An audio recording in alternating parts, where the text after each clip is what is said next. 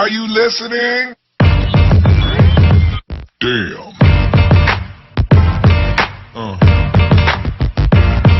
Yeah.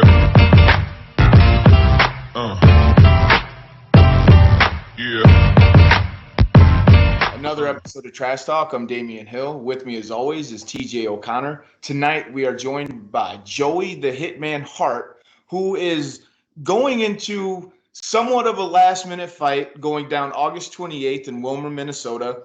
But before we get into that, got to go over the sponsors. Ink Strings Tattoo out in New Brighton, Minnesota. Valhalla Combat Sports. James Clark Sports Psychology and Hypnosis Therapy. The Fighters and TJ's mom. How you doing tonight, Joey? I'm good. How are you guys doing? Dude, I'm doing good. I can't complain. I can't complain. And excuse Damien because he's also getting ready for a little something next week. Right. Don't want to forget one of the valuable sponsors, Striking Institute, as well. Ooh. Yeah, forgive me. Okay, let's go into this fight just right away. You were looking for an opponent 4 weeks out and probably even sooner. Because there was a lot of behind the scenes work going on trying to get the card put together and all that. Cody Milhausen actually informed me a lot of it. And it was a lot of work going into that. And once that work started, you probably had the intentions of being on that card, but you never had an opponent this whole time until a week and a half, 2 weeks out. How did that come to be? And how are you preparing for this? So actually, I was originally what got brought to me. The contract I signed was Andrew Yatsky, and then I don't know if he tried to do the whole like book 2 fights at one time thing, or if he agreed to fight me and then just went and tried to take a cool fight like before the fight. But he basically got a medical suspension. And so that was what made me opponentless, basically. So. Okay. Wow. Okay. So when your first opponent fell out, how long ago was that? That would have been. So we're like a week out now. It would have been, I think, 2 weeks ago. I think around like the 3 week out from the fight point was when he fell out. Wow. Maybe 3.5 weeks. Okay, wow, that's almost no time to prepare for a fight for some people, unless they're the guys that are in the gym every day, like yourself. How much belief did you think that you would have a fight actually, or was it just all doubt? So it was a lot of belief in the beginning. Like either way, I was gonna stay in the gym. Like, first of all, I was told I would be on the North Star Combat card. When was that? Like June or July? So I've been in camp forever. Like I was training for that. No, I never got an opponent for that. Never got to fight. Other people are fighting. Bobby Lee or whoever else was in the gym taking. Cole fought on the North Star Combat card. So like I was in the gym helping everyone and still training hard. But yeah, when my opponent fell out, I was just like, oh, they'll find someone. Like I was like, I'm ranked number 1 or number 2. I think 1 at middleweight, 2 at welterweight for Tapology or whatever. And I'm just like, okay, someone will want to fight me. People want COVID fight. There haven't been fights in so long. People are going to want to fight. And then as the time went by and I couldn't get an opponent, I couldn't believe it. I was like, so no one, what happened to all these fighters? Like, I guess no one fights anymore.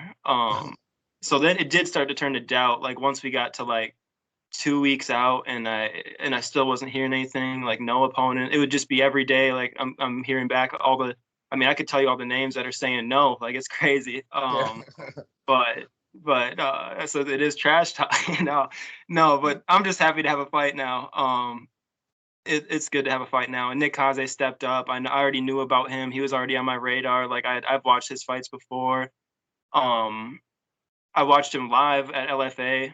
Angel, I was there watching Angel, and he fought a dude from Pura Vida. So I've seen him before. Yeah. Okay. Well, knowing that you had seen him and that he is actually coming up from 155, but he is one of those guys. He's not a small 155er. He could easily be fighting at 170. Yeah. How do you feel you guys match up size-wise and stylistically? I mean, so size-wise, like obviously I'm gonna be taller. I'm gonna have some reach on him. He's probably stronger than me. He's probably cut. I mean, I was willing to take, what we were putting out was anywhere from 165 to like 185 or whatever, just trying to get any fight. And he was the one, I'm pretty sure he was the one who wanted it to be at 180, not at like the welterweight weight class. So I'm just off of that, I'm gonna assume he's bigger, but or he's cutting from higher, but he also wasn't, short notice, so it's whatever. Yeah. But when you're talking about stylistically, I think I match up well with him. It's actually one of those things where, like I was saying, I'd seen him before, and as far as like 2 weeks out or 10 days out, whatever it was when he accepted, starting to game plan, starting to let's watch some more of his fights again, even though a lot of his fights are old. Um, it's like I don't really have to change much, like, or at least the game plan I want to follow is right in line with like the majority of my skill set that I already have and a lot of the stuff I already like to do. So it's like you just change a couple things here and there, and I feel like I match up well. Yeah, and getting a fight like you said, this fight on paper, this fight's great. You mentioned, you've seen him around. You kind of knew that, paths might cross one day. And, when I'm sitting there playing around myself and making fantasy matchups, this is definitely a fight that I could have seen, dating back. But then who would have thought no one's fought since then? So just getting it matched up here. You have been thinking about more going down in weight. When the fight came in, did that play a factor? Knowing that he, did make 155, even though it's going up, did that play a factor at all, or was it just like you said, anybody, let's go?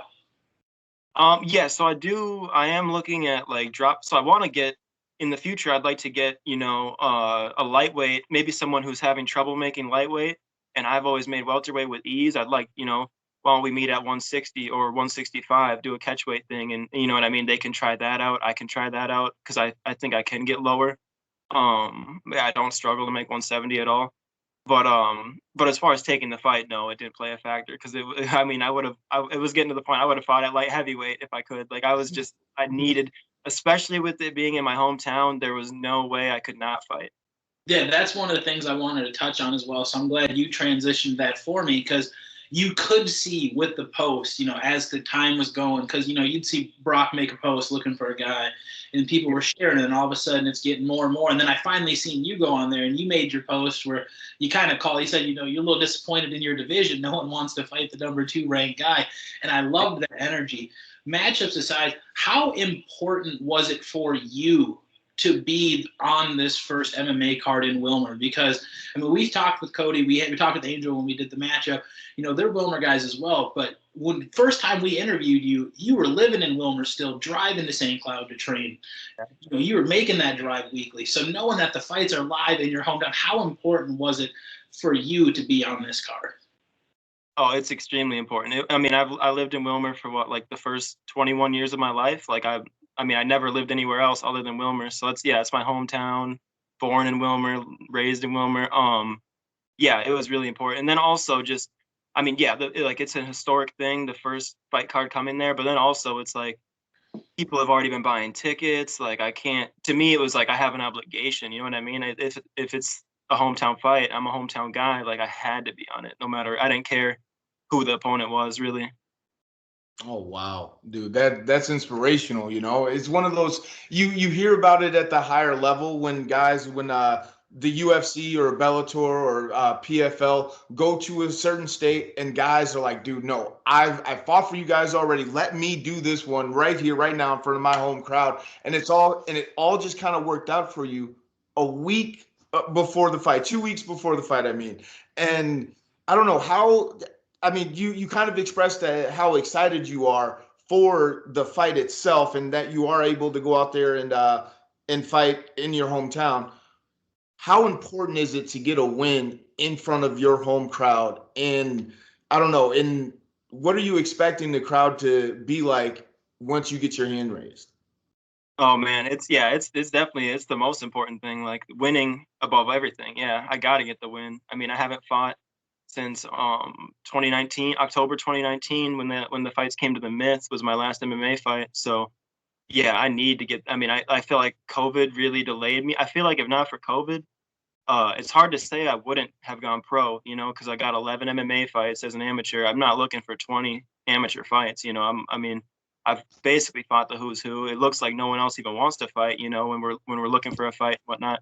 So it's like, yeah, I got delayed by COVID. I'm 24 now, which is still young, but when I was mapping everything out, I felt like I would be pro by 24. So it's like, yeah, I gotta get that win. I can't lose by any means. I gotta get that win, and you know, maybe fight another guy, maybe one more fight, and then trying to go pro. So I gotta get that win. And the Wilmer crowd, yeah, I'm expecting it to be hype for sure. Well, you do have 7 wins as an amateur, and I mean, you haven't fought any slouches like you said, and your wins have come in impressive fashion almost every time. So, if you are looking to go pro, I guess that this is kind of the time to start testing yourself and seeing, especially with the delay that you had. And Nick Hazy is the guy to test yourself against, especially if you guys are meeting at a higher weight too. I don't know who that favors though, actually. So that just makes it even more exciting from a fan aspect. But what type of a fight are you expecting from Nick himself? So I expect him to bring pressure. I expect him to come out. I think so. He's only got two MMA fights, but I don't look at him as a green or like an unexperienced guy because he's had a lot of kickboxing fights. So he's got on paper, you know, more striking experience than me. Um, I expect him to come out and yeah, try to take my head off. I'm assuming. I mean, I'm sure. I don't know what he trains like. I don't know anyone who trains with him, but I'm sure he's in the gym often enough. But I would assume, you know, on the short notice, he's not going to be in the shape I'm in. So he's going to want. I'm assuming he doesn't think that winning by decision would be his path to victory. So I'm assuming he's going to come out and, you know, try to take my head off. Yeah, okay. That's the answer. No, definitely. I mean, it sounds it up, and you know, you have an idea of what to expect here. And it's a boring question. I always ask it, but I feel like in this case we got to. You mentioned how important it is. It's the main objective. What do you have to make sure you do, either physically, mentally, whatever it may be, on Saturday, August 28th, to make sure you get your hand raised? If everything goes right in your head, what do you got to do? What do I have to do?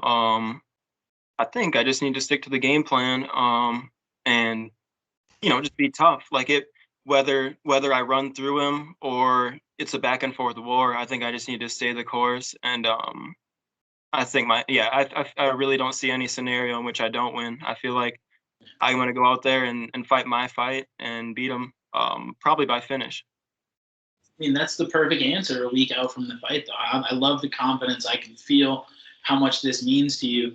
So, unless you have anything else, Damian, before we do wrap it up, let's give one last, let the fans know, why do they have to come August 28th, Wilmer, what to expect. Be sure to thank any teammates, sponsors. The forum's yours. Yeah, why do people have to come? Man, this is going to be one of the better cards Minnesota's ever put on, I feel like. And it's not even it's stacked, but as far as like the amount, it's not like there's more fight. Like I've seen a lot of cards that have more fights on them. But it's like the quality over quantity on this one. I mean, I I say I'm gonna go to war with this guy and it's gonna be a good fight, but that's not even. I'm more excited to see Cody and Vicente throw down. To be honest, like that fight is gonna be just insane. I mean, yeah, I'm so pumped. It's so cool to see Cody coming back out of retirement, training with him again, and yeah, I mean Angel versus Damien. That's gonna be an awesome fight. Yeah, it's just all these fights. My teammate Cole, my teammate Logan. I mean, all these guys that are on the card. It's gonna be awesome. As far as shout outs, I just like to shout out, you know, my coach Brock Larson, all the guys in the gym, Angel, Bobby Lee, Cole, who's fighting also. Just everybody who I'm working with, jiu-jitsu, MMA, and kickboxing and whatnot. Man, hold on. I got one thing. This is gonna sound arrogant as hell. I just give my disclaimer right now. But when you were talking about the card and how stacked it is, and I mean quality over, I mean yeah, quality over quantity. I really think that this card has that because your fight with Nick Hazy coming together last minute is, I mean, that's explosive. You have a title fight between Vicente and Cody Milhouse, and that's insane. I'm making my return against Angel, and that's fucking insane itself right there. Then you Yeah. have Joe Bauman making the headliner against another tough guy from Canada.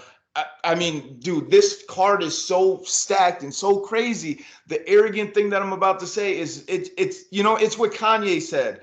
The worst thing about performing live is that I won't be there to watch me do it. And it's like I want to watch this fucking card. Oh, Yeah. you know what? I'm so excited to be a part of it with you. And I don't know.